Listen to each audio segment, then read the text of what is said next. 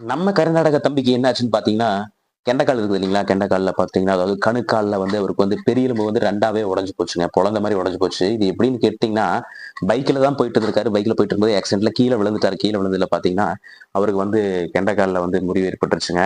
கிட்டத்தட்ட 300 கிலோமீட்டருக்கு அந்த சைட்லருந்து நம்ம வைத்தியசாலைக்கு வந்திருந்தாங்க. ஓகேன்ட்டு நம்ம வந்து மொத போட்டுட்டோம். கட்டு போட்டுட்டு தம்பி நம்ம வைத்தீஸ்வரர்லேருந்து நம்ம அனுப்பிச்சுட்டோம் வீட்டுக்கு. அதே மாரி 2வது கட்டுக்கு பார்த்தீங்கன்னா, தம்பி நம்ம அவங்க வீட்டுக்கே வந்து வைத்தியர் பார்க்க சொல்லியிருந்தாங்க.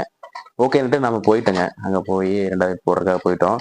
ஃபர்ஸ்ட்டு பார்த்தீங்கன்னா, இவரு வந்து ஹாஸ்பிட்டல்ல தான் பார்க்குற மாரி இருந்தது. ஹாஸ்பிட்டல்ல வந்து போயிருக்காங்க. போனதுக்கப்புறம் வந்து ஆப்பரேட் பண்ணணும்னு சொன்னதுல, அதுல அவங்களுக்கு உடன்பாடே இல்லைங்க. அதனால நம்ம வைத்தியசாலைக்கு வந்துட்டாங்க. ஓகேன்ட்டு நம்ம கட்டு போட்டு அனுப்பிச்சு வச்சாச்சுங்க.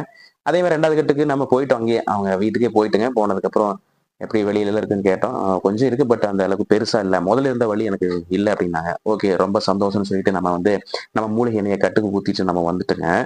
ஆமா. அதே மாரி இந்த 2வது கட்டுக்கு பார்த்தீங்கன்னா, சின்ன சின்ன எக்சர்சைஸ்லாம் சொல்லிக் குடுத்துருந்தேன் தம்பிக்கு. 3வது கட்டுக்கு வரும்போது நீங்க அது பெர்ஃபெக்ட்டா நீங்க நடந்து காமிக்கணும். அதனால இந்த எக்சர்சைஸ்லாம் செய்யுங்கன்னு சொல்லிட்டு நம்ம சொல்லிட்டு வந்துட்டோம். தம்பியும் பார்த்தீங்கன்னா, அதே மாரி பெர்ஃபெக்ட்டா நல்லா பண்ணியிருந்தாப்படி. அப்ப இந்த 3வது கட்டு போய் பார்த்ததுல நல்லாவே இருந்துச்சுங்க. சூப்பரா இருந்துச்சு. நல்லா விரல்லாம் ஆட்ட சொன்னோம். எல்லாம் கால்லாம் ஆட்டுனாரு. ஓகே. உட்காந்துட்டு இருந்தா பார்த்தது, ஓகே எந்திரிச்சு நடப்பா அப்படின்னு சொல்லி நடக்க வச்சுட்டோம். தம்பியும் பார்த்தீங்கன்னா, அதுக்கு இதுக்குன்னு நடந்துட்டு வந்துட்டாருங்க. வழியே இல்லைன்ட்டாரு. ஆமாங்க. அதே மாரி உங்களுக்கு இன்னொன்னு சொல்ல விரும்புறேன். எப்படின்னா, வண்டி வாகனத்துல போகும்போது கொஞ்சம் நிதானமா போகணுங்க. ஆமா. அதாவது வந்து நம்ம யாருக்கு எப்படி என்ன என்ன நடக்குதுன்னு இத சொல்ல முடியாது. அதனால வந்து கவனமா நம்ம வாகனத்த ஓட்டும்போது, நம்மளுக்கு இது மாரியான எலும்பு முறிவுகள் ஏற்படுறத நம்ம தவிர்த்துக்கலாங்க.